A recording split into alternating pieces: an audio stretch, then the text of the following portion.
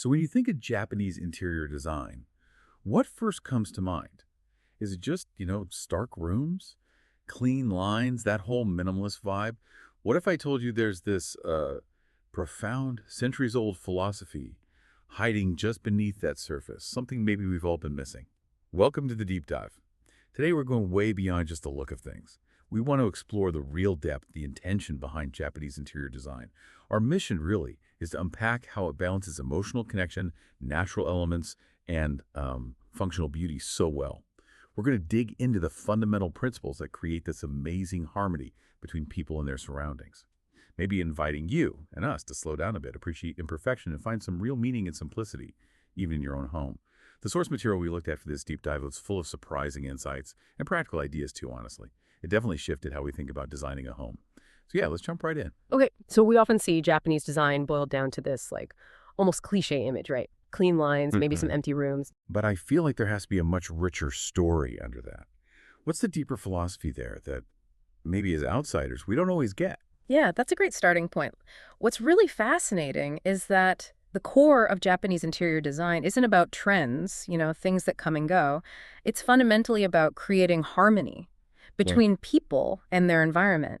The main idea, I think, is that it's not just how a space looks, it's about how it feels to be in it. It's this deep sense of balance aimed at well-being.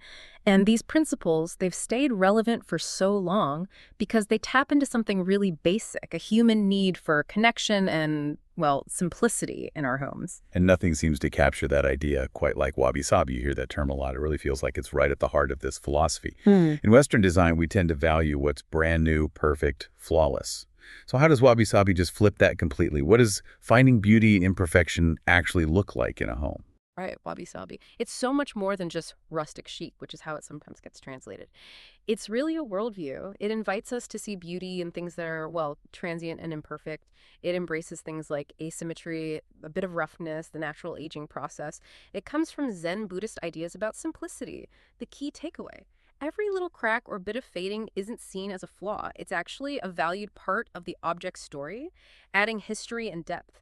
Think about kintsugi, where they repair a broken tea bowl with gold lacquer. That bowl becomes more valuable precisely because it was broken and repaired. It shows its history. Or I remember a friend's grandmother. She treasured her old ceramic bowls, all chipped and worn. Each mark told a story of decades of family meals. So in homes that embrace wabi-sabi, materials like linen or wood, they're allowed to just weather naturally. They develop these beautiful patinas. It's really about shifting your perception of what beauty is. Okay, so from embracing imperfection, let's shift gears a bit to something practical but still quite profound.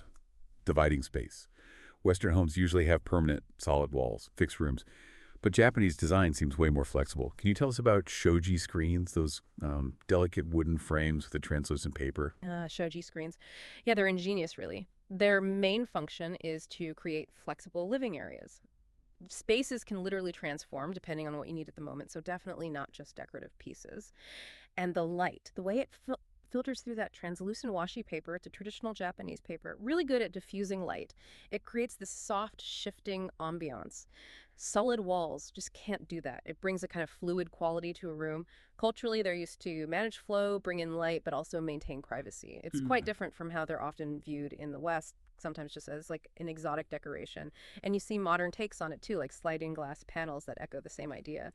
I actually know someone who put a shoji-style divider in their open plan apartment. It made a huge difference, both practically and just in the feel of the place. Right. And moving through those kinds of spaces, you often find tatami flooring.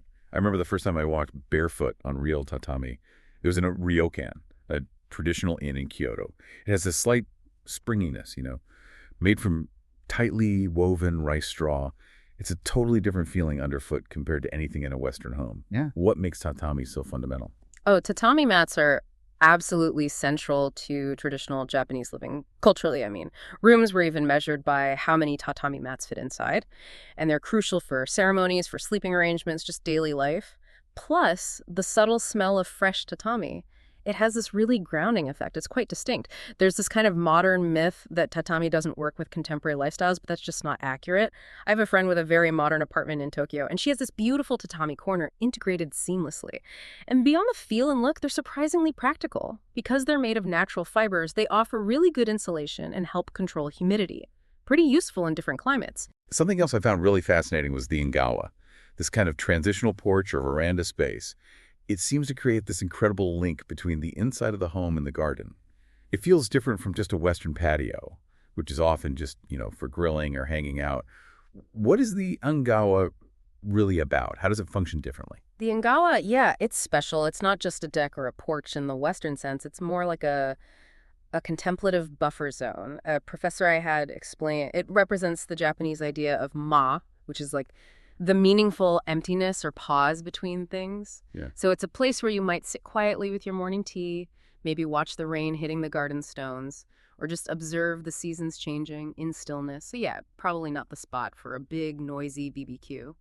In modern homes, you see this idea adapted sometimes, maybe through floor-to-ceiling windows with really minimal frames, or covered porches that are clearly designed for quiet observation, not just entertaining.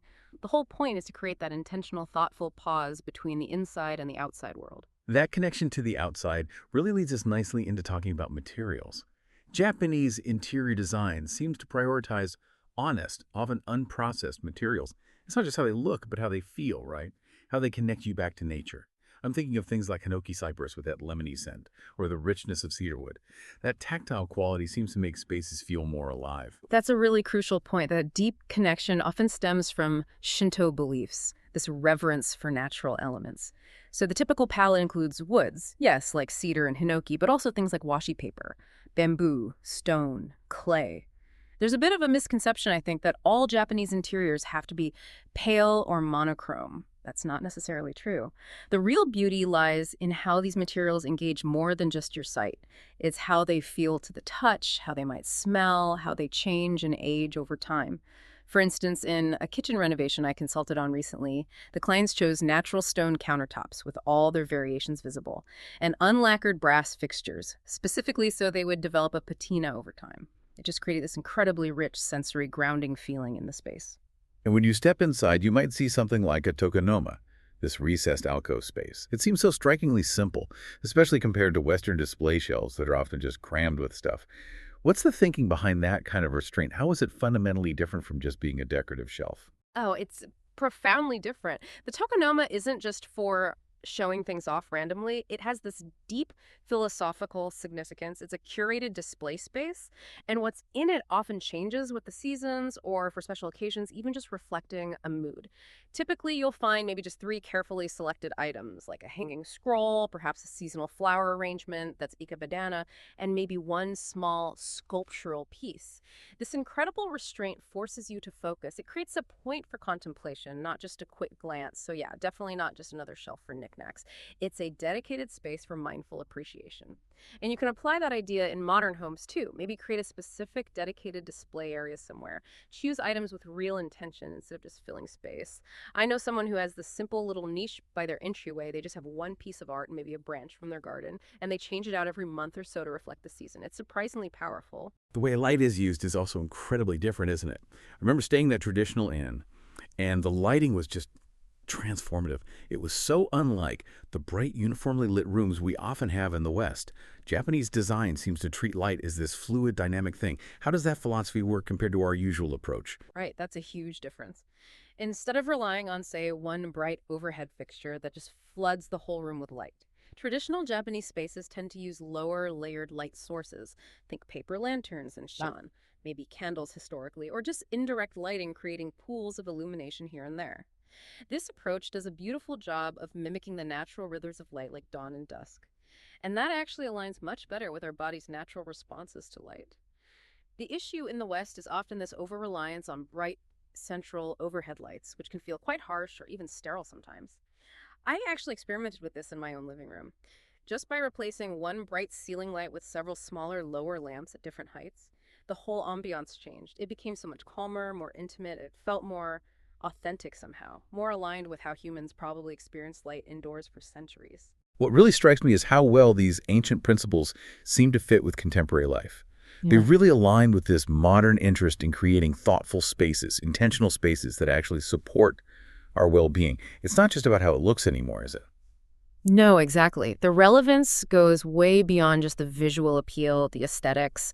It really inspires more thoughtful space planning, thinking about things like clever hidden storage to reduce clutter, creating a sense of visual calm. The potential pitfall sometimes is when people adopt only the surface look, put up a screen here, use some bamboo there, without really understanding the principles underneath. I have a colleague, for example, who recently renovated their apartment in the city. They incorporated sliding panels to make the open plan layout more flexible, used a lot of natural wood and stone, and they even designed this small corner for meditation, kind of inspired by the tokonoma idea. It just proves how beautifully these elements can work, even in a really urban setting. It just reinforces that core message we talked about.